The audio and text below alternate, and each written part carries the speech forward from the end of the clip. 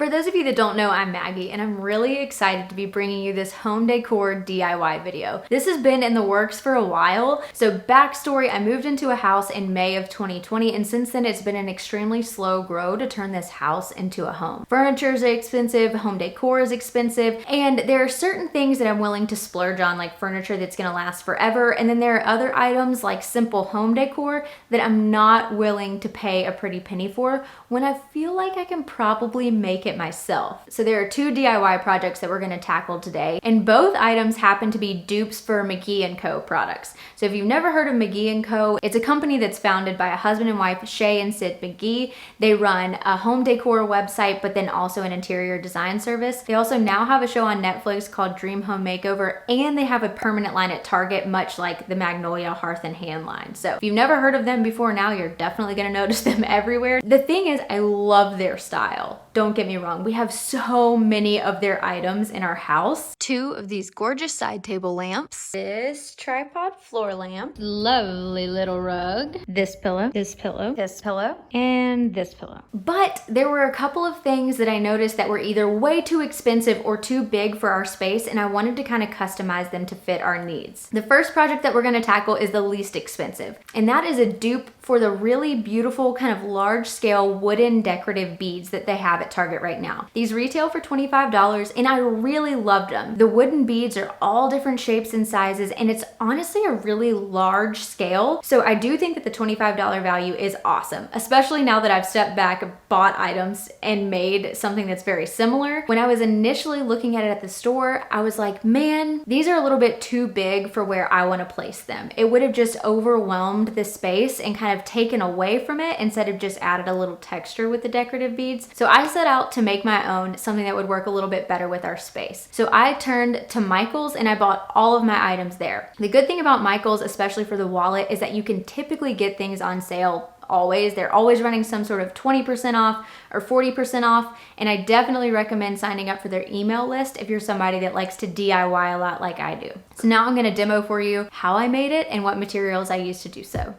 Materials that you'll need are these little square beads, a value pack of these round wooden beads that come in a variety of sizes, but they didn't have enough big ones, so I went ahead and just bought an additional strand of those. I really wanted to incorporate these disc beads, but unfortunately the hole was too small for the twine to fit in, and I have no idea where the twine was when I was filming this. First step is to measure out your twine. I went with 96 inches because I wanted it to match the length of the beads I found from Target. Once you cut the twine to your desired length, you'll take one end and make a loop.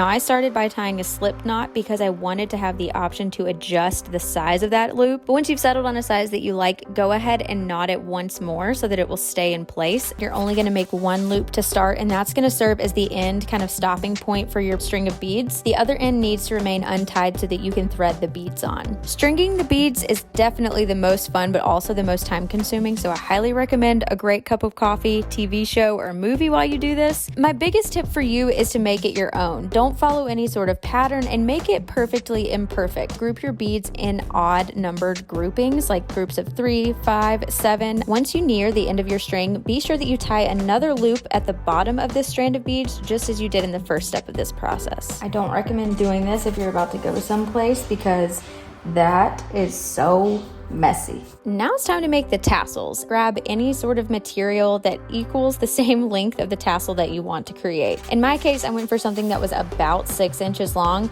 and I wrapped this twine around the cardboard piece 16 times to get the desired thickness of my tassel. Next, cut a shorter piece of twine. I recommend anywhere from 4 to 6 inches because you do want some additional length left after you tie this piece around the loop twine. Grab some scissors and you want to cut the twine away from whatever you wrapped it around. Don't worry if this is imperfect, you can always kind of trim the tassel on the back end to make sure that all of the strings are even. Now that the tassel is cut away from the cardboard, we actually need to make this look like a tassel by cutting another 4 to 6 inch piece of string and wrapping it about a ½ inch below where you have the tassel tied off. Once you have it wrapped around the number of times that you'd like, tie it off and then use scissors to trim the excess.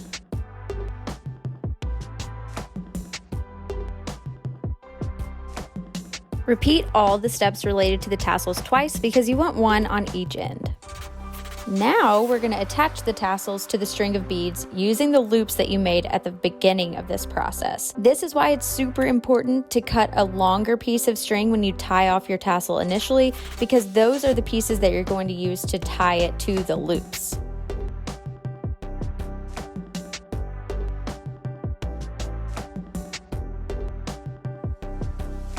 Last thing to do is tie off the last tassel, and then I'll show you the finished product.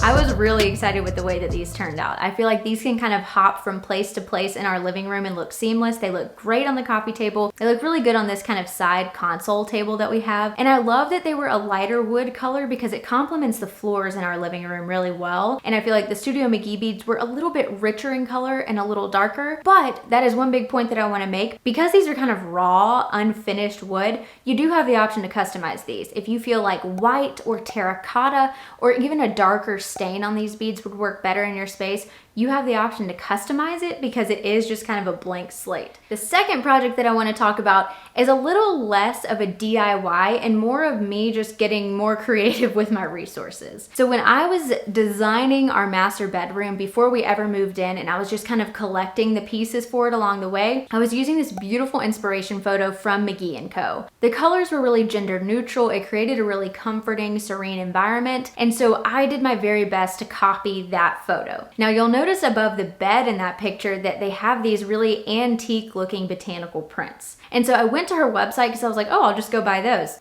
No, I won't, because they retail for $248 a piece. Now I understand it's probably outstanding quality, but there was just no way I was gonna spend that much money when I could find something similar for a much lower price. And I went to Etsy, I looked online everywhere, and they're just really expensive things to find. Like a true vintage botanical print is all the rage. You can find a million of them, but in the size that we wanted them, which is 16 by 20, and in the quantity, which is 3 for us, it was gonna really add up. Most of the things that I found on Etsy that looked relatively similar were gonna cost us like $145 to get them mailed to our house. And I was like, there has to be a better option.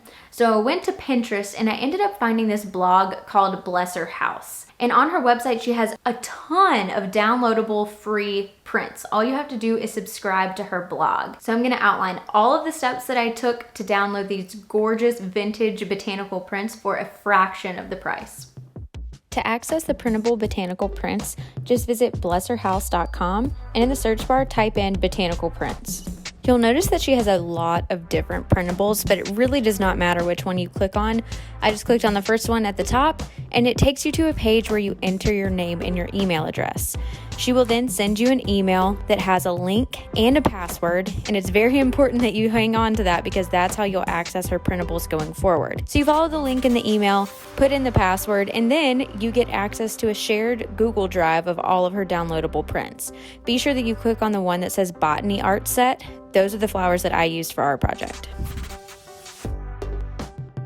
The prints, they were actually scaled to 15 by 20 instead of 16 by 20. I actually went onto the computer and resized them to 16 by 20, which, in case you were wondering, in pixels, that's 4,800 by 6,000, I believe. I sent these off to Walgreens to get printed because I found a 40% off coupon for their prints, $30 for 3 of them, which was really good. At Office Depot, I was going to end up paying about $45 because their coupons weren't quite as good. So I ended up going with Walgreens and they did a great job. However, it's not on matte paper, it's actually on their photo paper, which is a little bit unfortunate, but we don't get a ton of natural light in our master bedroom, so that really shouldn't be a huge issue with glare or reflections or anything like that. And then coming over to the frames, we got these at IKEA. These are pretty inexpensive. These are $12.99 a piece for the 16 by 20 size. They come with a mat, but I am actually removing that for our purposes because the pictures that I'm copying did not have a mat. These are actually plastic pieces instead of of ordinary glass, and they do come with stickers on both sides, so be sure that you peel off both before you go in frame. And it does come with pieces where you can hang these horizontal or vertically. Again, $12.99 for this big of a frame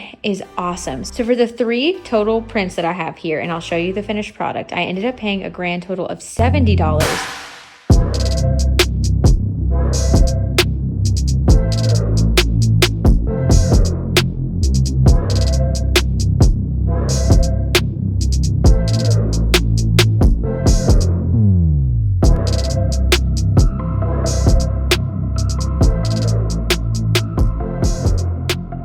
Prints instantly added a ton of warmth to our space.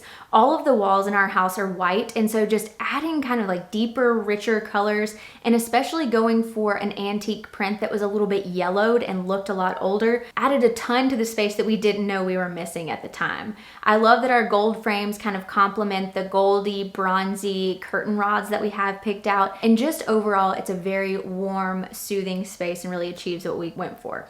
Plus, I did the entire project for $70 versus buying each print for $248. So I would call this project a huge win. If you like this style of video, please let me know. This was a ton of fun for me to do and to film, and it also kind of killed 2 birds with 1 stone. I got an awesome video out of it and some great home decor, so I would love to do this again in the future. If you have any other home items that you were hoping to DIY that maybe you want me to try first, please feel free to leave them in the comments below, and we can kind of use that as our starting point. But if you like this video, then like it, stick around, subscribe, join the community, and I'll see you in my next one. Bye.